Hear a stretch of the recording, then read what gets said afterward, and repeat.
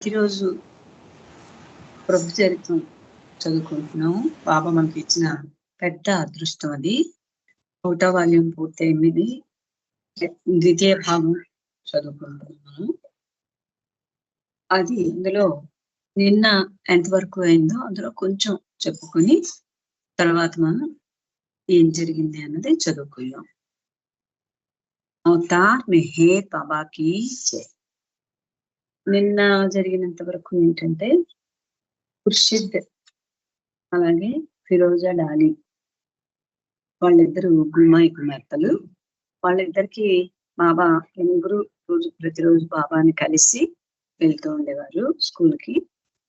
ఆ వెళ్ళేటప్పుడు ముగ్గురు వచ్చి కలిసినప్పుడు బాబా వాళ్ళతో ఆటలాడుతుండేవారు. బాబా ఎదురుగా చెవులను చేతితో పట్టుకొని నిల్చుని ఉంటే బాబా వారిలో ఒకరి వైపు బంతి విసిరినట్లు నడిపిస్తుండేవారు. ఆతృతతో బంతిని పట్టుకోవాలని చెవులు పట్టుకుని చేతులు చాపితే ఆటలో ఓడిపోయినట్లే. చెవులు పట్టుకున్నట్టుగా ఉన్నదాన్ని ఆ చెయ్యి అటువైపు చెయ్యి ఉపయోగించకూడదు.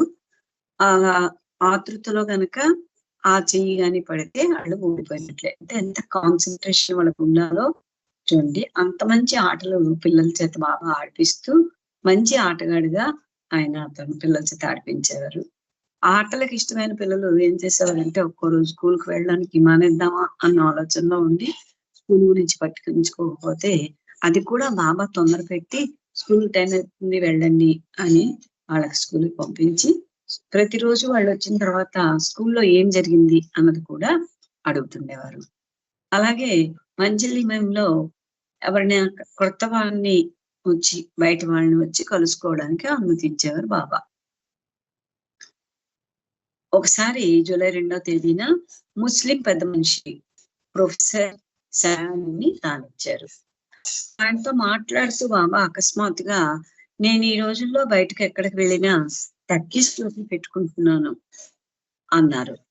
మండలవారి కేసు చూసి అవును కదా అని అడిగారు. మండలవారంతో అవునని సమాధానంగా తలూపారు. కానీ ఎందుకు బాబా అలా అకస్మాత్తుగా టోపీ ప్రస్తావన తెచ్చారో వారికి అంతు చిక్కలేదు. నిజానికి బాబా చాలా అరుదుగా టోపీ ధరించేవారు.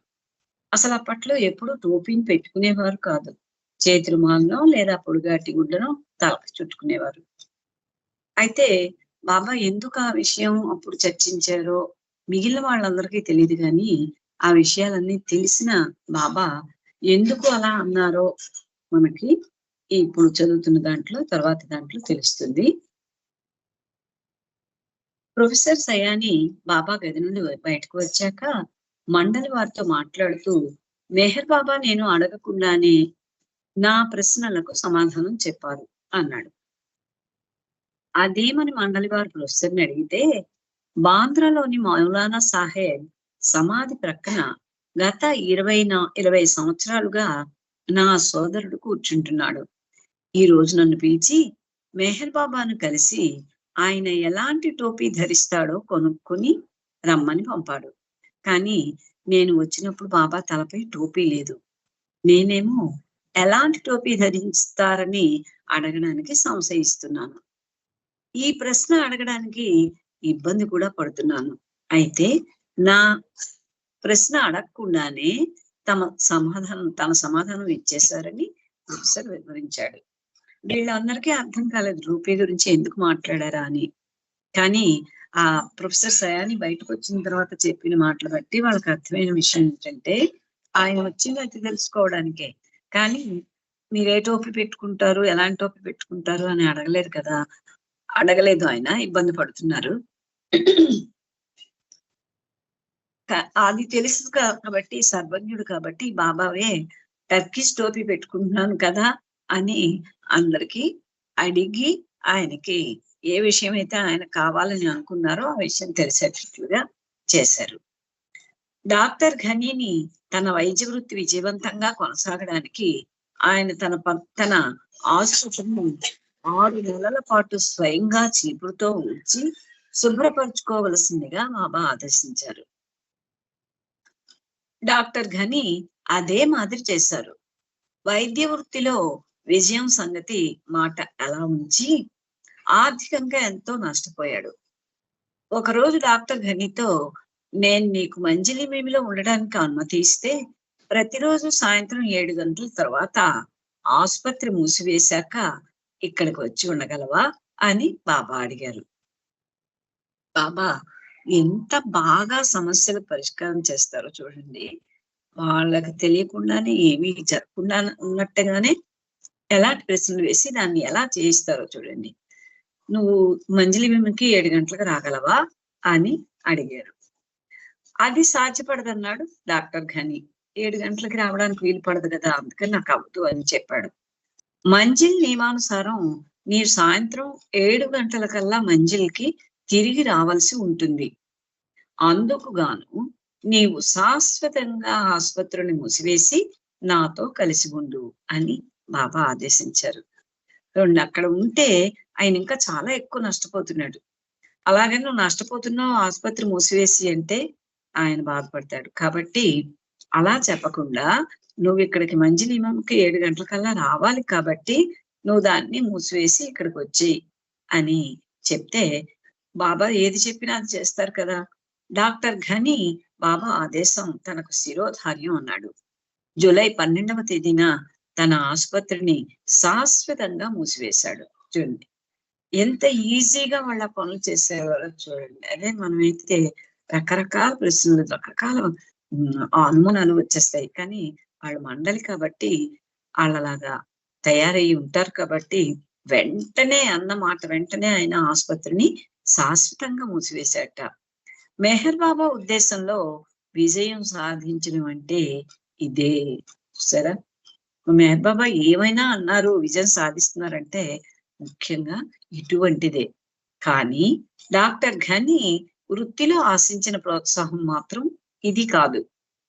కొద్ది నెలల తరువాత మరో డాక్టర్ ఆధ్వర్యంలో ఆ ఆసుపత్రి అధిక లాభాలతో నడిచింది.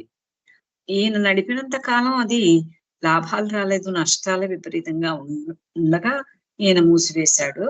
కొద్ది నెలల తర్వాత ఇంకొక డాక్టర్ అందులో పెట్టుకుంటే చాలా మంచి లాభాలు వచ్చాయట ఆయనకి.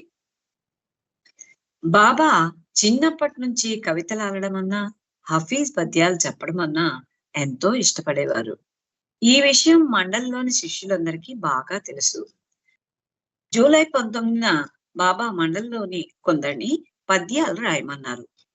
వాళ్ళ ప్రయత్నాలను ప్రోత్సహించారు. కవిత రాసేటప్పుడు అవి అందంగా వచ్చాయా లేదా అనే తర్జన భర్జన చేయకండి. మనసు పెట్టి రాయండి. హృదయంలో నుండి మీ భావాలను రాయడానికి ప్రయత్నించండి అని బాబా చెప్పారు. వారికి రోజు మొత్తంలో సమయం చిక్కినప్పుడు ఏవో కవితలు, పద్యాలు రాసి సాయంత్రం పూట బాబా ఎదుట గర్వంగా తమ పద్యాలు చదివేవారు. మిగిలిన వారందరూ కవితలు వింటూ ఆనందించేవారు. ఇది ఒక మంచి కాలక్షేపంగా మారింది. వాళ్ళకి ఎంత హ్యాపీగా అయిపోయిందంటే రోజంతా ఏదైనా వాళ్ళకి అవకాశం వచ్చిందంటే వాళ్ళు పద్యాలు రాయడం, కవితలు రాయడమే కాదు, సాయంత్రం వచ్చి బాబా ముందు చదవాలవి. అది చాలా ఆనందంగా ఉంటుంది. మనం చేసే పని మళ్ళీ సాయంత్రానికి అది ఎగ్జిబిట్ చేసి అక్కడ ప్రోత్సాహం దొరుకుతుంటే ఆనందంగా ఉంటుంది కదా. అందుకని వాళ్ళందరూ చక్కగా పద్యాలు రాసి చదివి వినిపిస్తుంటే ఎవరైతే చదువుతున్నారో వాళ్ళు కాకుండా మిగిలిన వాళ్ళు కూడా విని చాలా ఆనందించేవారట. మండలిలో సభ్యుడు అసర్ సాహెబ్ రాసిన కవిత ఇలా ఉంది. ఒకరు మంజిల్లో దాక్కుని ఉన్నారు. నా యొక్క మాయ తెర తొలగితే ఆయనే భగవంతుడని నేను ప్రకటించగలను. అది ఆయన రాసింది, అసర్ సాహెబ్ ఆయన. డాక్టర్ ఘని రాసిన గజల్ ఇలా ఉంది. నీ కథలు, ఉపదేశాలు అన్నీ మాకు గుర్తున్నా ఓ మెహర్ బాబా, నీ ప్రేమ మమ్ములను సర్వస్వం మర్చిపోయేలా చేసింది. నీకు విధేయునిగా ఉండడానికి నాకు నేను ప్రతిజ్ఞ చేసుకున్నాను. కానీ నా హృదయంలో ఏ మూలనో దాగి ఉన్న అనుమానాలు నీకొక్కనికే తెలుసు. మాకు భగవత్ సాక్షాత్కారం ప్రసాదిస్తావని నీవు వాగ్దానం చేశావు.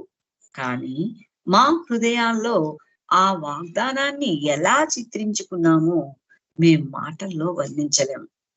మేము ఎదుర్కొంటున్న నొప్పి బాధల గురించి గాని, నీవు విడమర్చి చెప్పిన ఎన్నో రహస్యాల గురించి కానీ మేము ఎన్నడూ వినలేదు, కలలో కూడా ఊహించలేదు. ఇప్పుడు నీవు కూడా మదీనా బయలుదేరాలని నిర్ణయించుకొనవలసింది. భిన్న భిన్న దృక్పథాలు గల యాత్రికులు అక్కడికి చేరాలని గుంపులు గుంపులుగా బయలుదేరుతున్నారు. ఓ మెహర్, నీ పేరు మీద నీ సాంగత్యం వలన ఘని అనుభవిస్తున్న బాధ వర్ణనాతీతం. రుస్తుం జఫర్బాది కూడా గతంలో రచయిత కావడంతో అతనిలో కవితా ధోరణి ఉప్పొంగింది. వాళ్ళు పగలంతా వాళ్ళు రాసిన కవితలు సాయంత్రం బాబా ముందు అవి చదివి వినిపించేవారు. అందులో డాక్టర్ ఘని అయింది, జఫర్ ఖాన్ అయిపోయింది. ఇప్పుడు రుస్తుం జఫర్బాది కూడా ఆయనకి ఇది వరకు కవితలు రాసే అలవాటు ఉందట. అందుకని ఆయన కూడా కవితలు రాసేవారట. హఫీజ్ సాదీల్ రాసిన కవితల కన్నా తన కవితలు ఎంతో బాగుంటాయని, తాను కవితలు రాసే ప్రయత్నంలో ముందుకు వెళ్ళాలని రుస్తుం జఫర్బాది అనుకుంటాడు. ఇప్పుడు మనం చదువుతుంది రుస్తుం గురించి. ఆయన ఇంకా చాలా బాగా రాస్తానని అనుకుంటున్నట్ట. ఆయన కవితలు రాయడం ప్రారంభించగానే వాటిని వినడానికని బాబా మండలి వారిని అందరినీ ఒక చోట సమావేశపరిచేవారు. ఆ కవితలు అంత బాగా లేకపోయినప్పటికీ రుస్తుంను ప్రోత్సహించడానికని చాలా అద్భుతంగా రాసావని పొగుడుతూ ఇంకా మంచి కవిత్వం రాయమని ప్రోత్సహించేవారు. దీంతో జఫర్బాది తానేదో గొప్ప కవిశేఖరుడు కాబోతున్నానని భావించేవాడు. ఆయన రాసింది ఎలా ఉందో తర్వాత విషయం. వీళ్ళందరూ పొగుడుతున్నప్పటికీ తాను ఒక పెద్ద కవిశేఖరుడు అయిపోతున్నాడని ఆయన అనుకుంటున్నట్ట. ఒకరోజు జూలై 27న తన పని నుండి మంజిల్కు ట్రామ్లో తిరిగి వస్తూ తన కవితా ధోరణిలో మునిగిపోయి తాను దిగవలసిన స్టేషన్ దాటి చాలా దూరం వెళ్ళిపోయాడు. చూడండి, ఆయన కవితా ధోరణిలో పడిపోయి ఆ ట్రామ్లో ఎక్కి ఎక్కడ దిగాలో అక్కడ దిగడం మర్చిపోయి ముందుకు వెళ్ళిపోయాడట. బాబాకు ఈ విషయం తర్వాత తెలిసి మండలి వారందరినీ సమావేశపరిచి జఫర్బాదీని కూడా పిలిచి, నీవు నీ పద్యాలు రాయడం తీరిక సమయాల్లో కొనసాగించు, కానీ ట్రామ్లో ప్రయాణించేటప్పుడు, ఆఫీసులో పనిచేసేటప్పుడు మాత్రం పద్యాలు కవితలు అల్లడం చేయవద్దని సున్నితంగా హెచ్చరించారు. గట్టిగా చెప్పకుండా బాబా ఏం చేశారంటే ఇలాంటి ఇబ్బందులు వస్తున్నాయని ఖాళీ సమయాల్లో చేయమన్నారట. జఫర్బాది త్వరలో గొప్ప ప్రఖ్యాతి కవి కానున్నాడు, అతనికి తగిన కలం పేరు సూచించండి అని అక్కడ సమావేశమైన మండలి వారిని అడిగారు. ఈయన చాలా పెద్ద కవి అవుతాడు కాబట్టి కలం పేరు చెప్పమన్నారట అందరికి. రకరకాల కలం పేర్లను చాలా మంది సూచించారు, కానీ డాక్టర్ ఘని సూచించిన పేరును ఖరారు చేశారు. డాక్టర్ ఘని ఏమంటారంటే, బైదల్ అనే అతడు గొప్ప పర్షియన్ కవి. జఫర్బాది కవితలు బైదల్ రాసిన పద్యాల కంటే బాగున్నాయి కాబట్టి ఇకపై అతన్ని బైదుల్ అని ఘని పిలుద్దామని సూచించాడు. బైదుల్ అంటే పర్షియన్ భాషలో పాలరాయి అని అర్థం. అందరికీ ఈ పేరు నచ్చింది. ఇకపై జఫర్బాదీని ఆగా బైదుల్ గా లేదా గొప్ప బైదుల్ గా పిలవమంటారు బాబా. మనకి జఫర్బాది అన్న పేరు అసలు ఎవరికి తెలియదు, మనందరికీ బైదుల్ అన్న పేరే తెలుసు కాబట్టి అదే పేరుతో ఆయన శాశ్వతంగా అలా ఆ పేరుతోనే పిలువబడ్డాడు. బైదుల్ ఆనందించాడు. తనకో సమస్య ఉందన్నాడు. తనలో కవితావేశం కలిగినప్పుడు కవిత రాయడం మొదలు పెట్టగానే ఆ ఆలోచనలు చాలా వేగంగా వస్తాయి. ఆ వేగానికి తట్టుకొని తాను రాయడం కష్టమవుతుంది అని బాబాకు విన్నవించుకున్నాడు. తన నోటి వెంట వచ్చే మాటలను అప్పటికప్పుడు రాసేందుకు వీలుగా మండలిలో ఎవరినైనా ఒకరిని తన కోసం కేటాయించవలసిందిగా బాబాను కోరాడు. తను గబగబా కవితలు వచ్చేస్తున్నాయట, తను రాసుకోవడానికి వీలు అవసరం లేదట, అందుకని ఎవరినైనా ఏమన్నారట.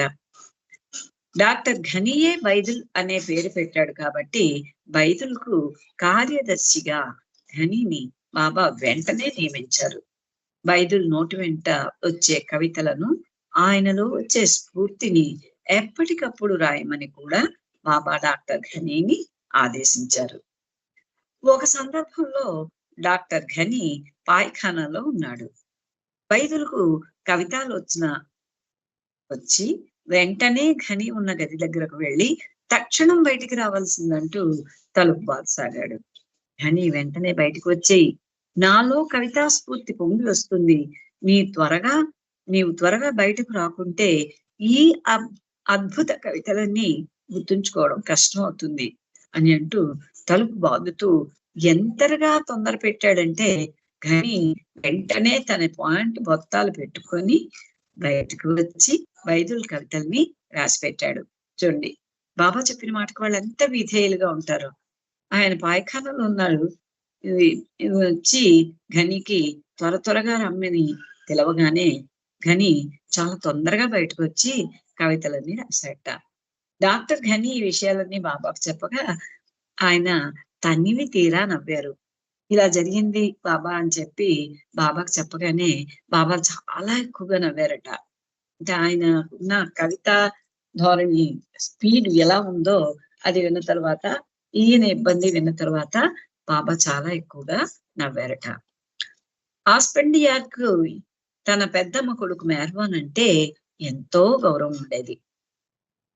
ఎందుకంటే మెహర్వాన్ లో జొరాస్టర్ను దర్శించిన అనుభవం అతనికి కలుగుతుంది. హస్బెండియార్కి పెద్దమ్మ కొడుకు మెహర్వాన్. అతని మెహర్వాన్ని ఆయన చూసేటప్పుడు వాళ్ళ పూజించేటటువంటి జొరాస్టర్ని అనుభవించేవాడట. హస్బెండియార్ బాబా పిన్ని ఫిరోజా కుమారుడు. ఆమె చనిపోయాక 1917లో ఉత్తర భారతదేశంలోని క్వెట్టా ప్రాంతానికి వెళ్ళి అక్కడ ఉన్న రెస్టారెంట్ లో పనిచేశాడు. ఆ రెస్టారెంట్ గుల్మాయి కే ఇరానీ యొక్క మేనల్లుడు రూసీ జహంగీర్ది. హస్బెండియార్ తండ్రి మాసాజీ బాబాతో పాటు మంజలిమెములో ఉంటున్నాడు. ఈ హస్బెండియార్ తండ్రి కూడా బాబాతోనే ఉంటున్నాడు అక్కడ మంజలిమెములో. హస్బెండియార్ సోదరి నాజాను కూడా క్వెట్టాలో ఉండవలసిందిగా బాబాయే పంపారు. నాజా క్వెట్టా వెళ్ళాక తన సోదరుడు హస్బెండియార్కు మెహర్ బాబా ఇటీవల కాలంలో పూణే వదిలి ముంబాయి పట్టణంలో ఉంటున్నారని చెబుతుంది. అప్పటి నుండి బాబాను త్వరగా దర్శించుకోవాలని హస్బెండియార్ ఉత్సాహంతో ఉంటాడు. అయితే క్వెట్టాలో తనకున్న బరువు బాధ్యతల వల్ల ముంబాయికి వెళ్ళిన వెంటనే వెళ్ళడం అతనికి కుదరలేదు. ముంబాయికి వెంటనే వెళ్ళడం అవ్వలేదట ఆయనకి. అయితే అనుకోకుండా క్వెట్టా షాపుకు కొన్ని వస్తువులు ఖరీదు చేయడానికి గాను మియా ఖాన్ అనే పనివారితో కలిసి ముంబాయికి వెళ్ళవలసి వస్తుంది. హస్బెండియార్కి ముంబై వెళ్లాల్సిన అవసరం వస్తుందట సామాన్లు ఏవో కొనుక్కోవడానికి.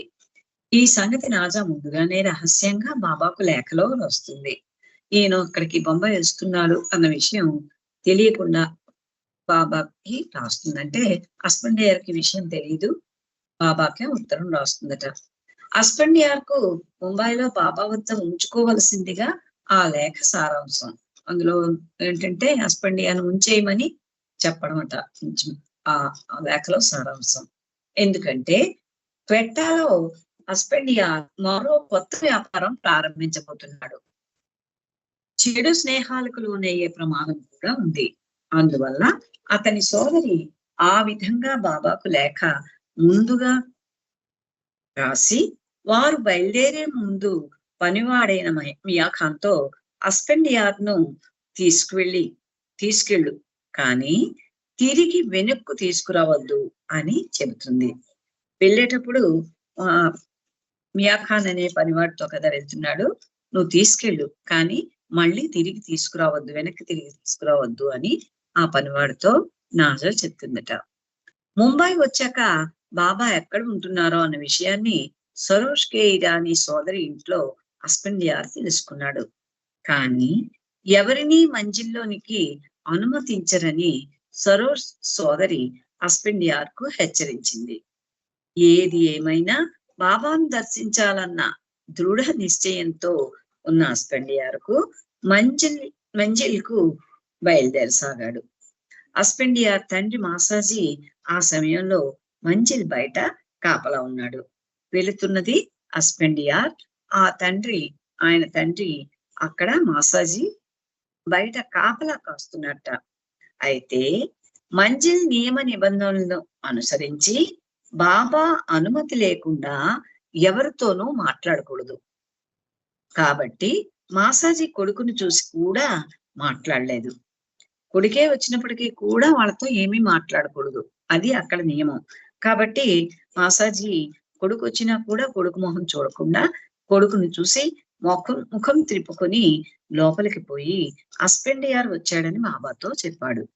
పలకరించలేదు, కనీసం కొడుకే కదా అయినా పలకరించలేదు. కాబట్టి విధేయత కలిగి ఉంటారు కాబట్టి ఆయన్ని చూడకుండానే మొహం తిప్పుకొని వెళ్ళి బాబాకు చెప్పాట. కొద్దిసేపు అయ్యాక బాబా అతన్ని లోపలికి పిలిచారు. కొంతసేపు అతనితో మాట్లాడారు. ఆ సమయంలో సరోజ్, ఫరేదూన్ తదితరులందరూ అక్కడే ఉన్నారు. వారందరికీ అస్పెండియార్ బాగా తెలుసు. అయినా కూడా వారందరూ ఏమీ పలకరించలేదు. చూడండి, తెలిసిన వాళ్ళు ఉన్నా కూడా ఆయన్ని ఎవరూ పలకరించలేదు. ముఖం చాటేశారు కూడా. చూస్తే ఎక్కడ మాట్లాడవలసి వస్తుందో అన్న భయమో, మాట్లాడకూడదు అనే ఉద్దేశమో తెలియదు, కానీ వాళ్ళు మొహాలను కూడా పక్క తిప్పేశారట. అస్పెండియార్ బాబాకు పాదాభివందనం చేశాడు. బాబా అతన్ని ఆలింగనం చేసుకున్నారు. ఆ తర్వాత నీ ఉద్దేశం ఏమిటని ప్రశ్నించారు. నాకు మీతో ఉండాలని ఉంది అని అస్పెండియార్ సమాధానం ఇచ్చాడు. నీవు ఇక్కడ ఉండదలిస్తే తిరిగి మంజిల్ నుండి బయటకు వెళ్ళడం కుదరదని బాబా అతన్ని హెచ్చరించారు. అస్పెండియార్కి అడిగితే ఇక్కడ ఉంటానన్నాడు కదా, నువ్వు ఉండడం వరకు బాగానే ఉంది, కానీ ఇక్కడ కనుక నువ్వు ఉంటే మరి బయటకు వెళ్ళకూడదు అని బాబా అతనికి హెచ్చరించారట. నా యజమాని కోసం కొన్ని కొనుగోలు చేయాలని అస్పెండియార్ చెప్పాడు. అలాగే నేను నా దుస్తులు ఏమీ తెచ్చుకోలేదని బాబాతో తిరిగి చెప్పాడు. ఆయన వచ్చింది కొనుగోలు చేయడానికి కదా, ఉండిపోవడానికి కాదు కదా, అందుకని అదే విషయం చెప్పారట. వ్యాపారం కోసం తెచ్చిన డబ్బును నీ పనివాడికి ఇచ్చి పంపు. ఆ తర్వాత అతన్ని నీ దుస్తులు ఇక్కడికి పంపమని కూడా చెప్పు అని బాబా అన్నారు. చూడండి, కొనడానికి పంపించలేదు సరికదా, ఆయనే కొని తీసుకెళ్లిపోయి అక్కడికి వెళ్ళాక ఆయన దుస్తులు కూడా తీసుకురమ్మని చెప్పారట. అస్పెండియార్ అలాగే చేశాడు. ఎంతటి అదృష్టమో కదా. వచ్చింది ఏదో కొనుగోలు చేద్దామని ముంబైకి వస్తే తనను తానే అమ్ముకున్నాడు. ఆనాటి నుండి బాబాతో పాటు మంజిల్లో ఉంటూనే తన మేనమామ పచారీ దుకాణంలో అస్పెండియార్ ఉద్యోగం చేస్తుండేవాడు. వచ్చింది వేరే ఉద్దేశంతో అక్కడికి వచ్చినప్పటికీ అక్కడ స్థిరంగా బాబా దగ్గర ఉండే అదృష్టాన్ని ఆయన పొందాడు. భిన్న దృక్పథాలు, మతాలు, కులాలు, స్వభావాలు, నమ్మకాలు, వయస్సుల వారు అందరూ మంజిలి ఇమాంలో ఒకే చోట మెహరుని కనుసన్నల్లో ఐకమత్యంగా స్నేహపూర్వకంగా ఉండేవారు. ప్రతి ఒక్కరూ తమకు కేటాయించిన విధులను క్రమశిక్షణతో నేర్పుగా నిర్వహించడం నేర్చుకున్నారు. బాబా నిబంధన తెలియని అస్పెండియార్కు వీరి ప్రవర్తన వింతగా కనిపించింది. జై బాబా అండి, నాకు కేటాయించిన సమయం అయిపోయింది. మిగిలింది సోమవారం నాడు మనం చదువుకుందాం. అవతార్ మెహర్ బాబాకి జై. జై బాబా. నాకు ఈ అవకాశాన్ని ఇచ్చిన బాబాకి అందరికీ కూడా శతకోటి ధన్యవాదాలు జై బాబా తెలుపుకుంటాను. అవతార్ మెహర్ బాబాకి జై. జై బాబా గీతారాణి గారు. జై బాబా అండి, చాలా చక్కగా చదివి వినిపించారు. బాబా ఆశీస్సులు మీకు ఎల్లవేళ ఉండాలని కోరుచున్నాను.